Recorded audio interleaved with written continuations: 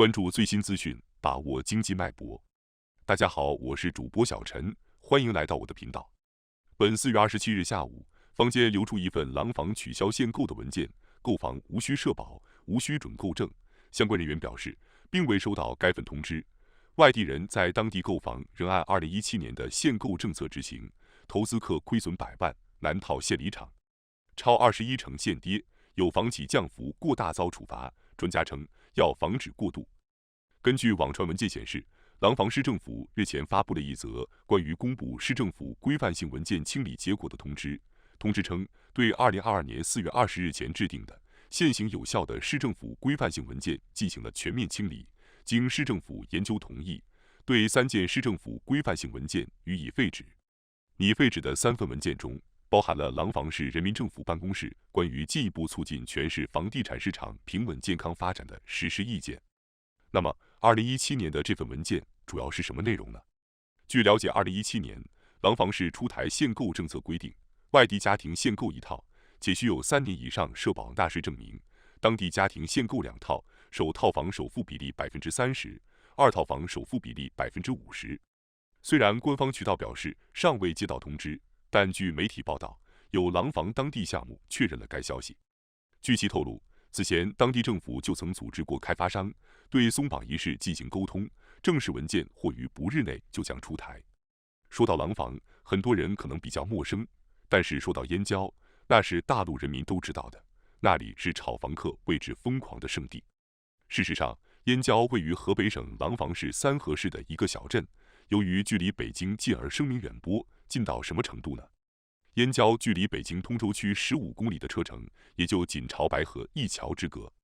因此，燕郊成为一代又一代北漂们栖息安身的首选之地。自北京市政府职能部门东迁通州后，燕郊的房价更是一路飙升。最夸张的时候，燕郊的房价竟然炒到了3.5万一平。谁曾想，2017年调控政策出来后，房价瞬间如过山车滑落。截至目前，已经跌至1.7万左右。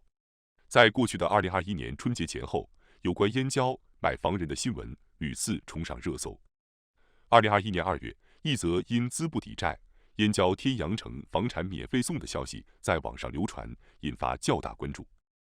2021年12月，一篇亲身经历我断供了的文章在网上传播，也引发全网讨论。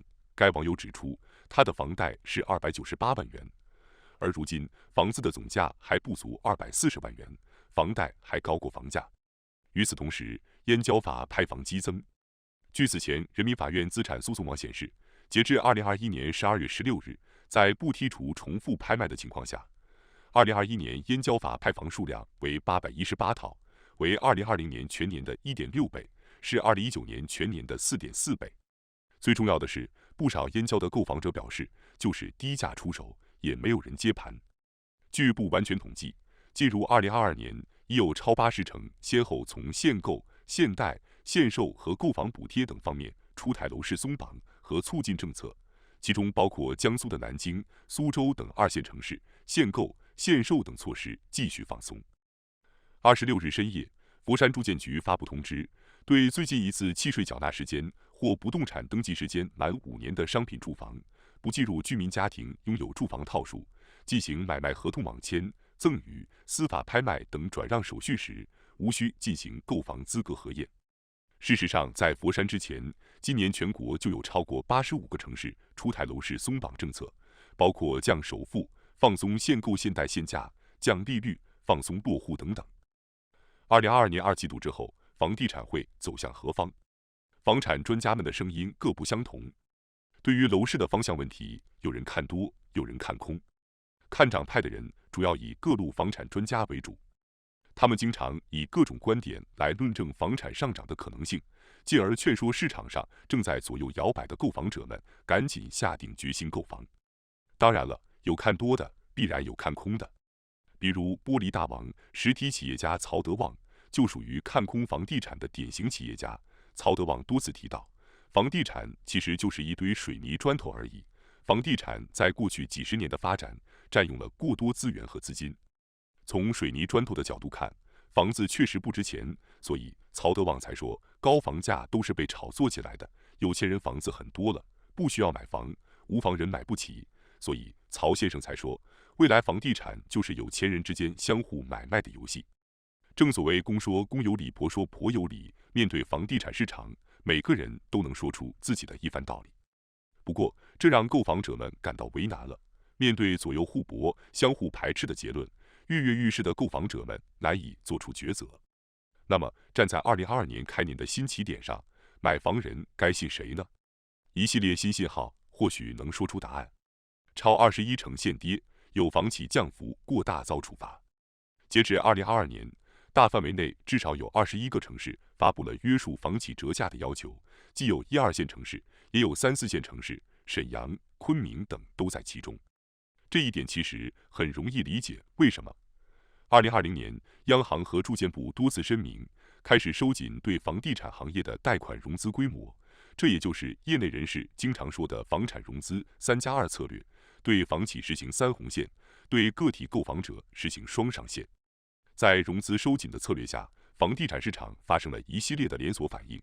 虽然长期以来 LPR 始终保持纹丝不动，但各城市实际执行的房贷利率却在悄然上涨。首套房 5.99%， 二套房超 6%， 早已经成为了多数城市的基本放贷依据。房地产市场是一个高度依赖资金的高周转、高负债行业，一旦没有了巨额融资，就会后继乏力。房企没钱建房，没钱还债，购房者没钱买房。原本连轴转的车轮子，现在彻底陷入到了瘫痪的地步。对于购房者而言，大不了暂时打消买房念头。然而房企可不行，账面上没有进账便是损失。所以你9折，我就可能8折，掀起了一片打折内卷之势。为什么要约束折价呢？按理来说，打折促销是房企的市场化行为，地方不应该有过多的干预。道理虽然如此，但现实却并不这样。房地产的发展影响着上下游50多个行业，涉及到200多个原材料行业的变化。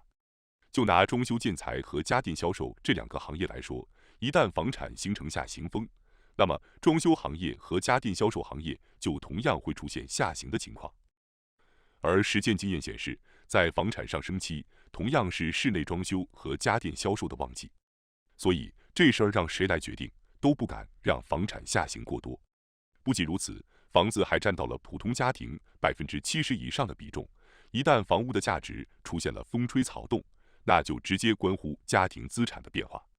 故而才有专家直言了限跌其实是在保护刚需权益，从这个层面而言不无道理。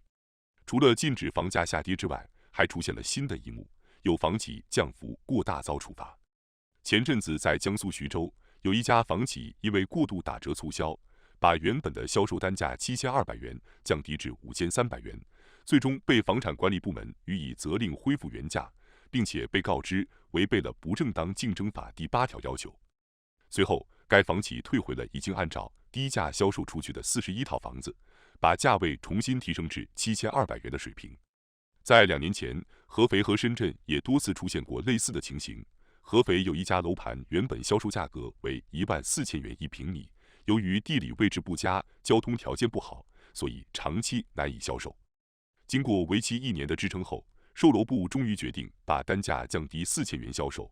在促销推出不到10天的时间里，当地的住建局部门就开展了一次约谈，随后价位重新拉高至16000元，不仅恢复到了之前水平，而且略高。这恰恰是当前市场下行的有力证明。在过去的10多年里，房地产早已经形成了买涨不买跌的购房逻辑，这也就意味着，只要房地产稍微有热度，那么买房人便会纷纷冲向地产市场买房，而在房产平稳期，人们是不乐意去买房子的。所以说，限制折价，这恰恰说明当前的房市正在下行，不折价销售不掉，不然的话，开发商也不愿意白白损失利润，让利给买房人。一方面，房企们不促销，难以完成销售目标；另一方面，专家们说，不能过度促销。对于房企而言，这是一道两难的选择题。不过，对于购房者而言，或许是个不错的信号。这也就意味着，购房者们或许可以抓住这个促销与禁止的契机，买到物美价廉的房子。但是要尽量避开连环促销房。感谢收看本期视频，您对本期内容有什么看法呢？欢迎在下方留言讨论。欢迎订阅并分享，我们下期见。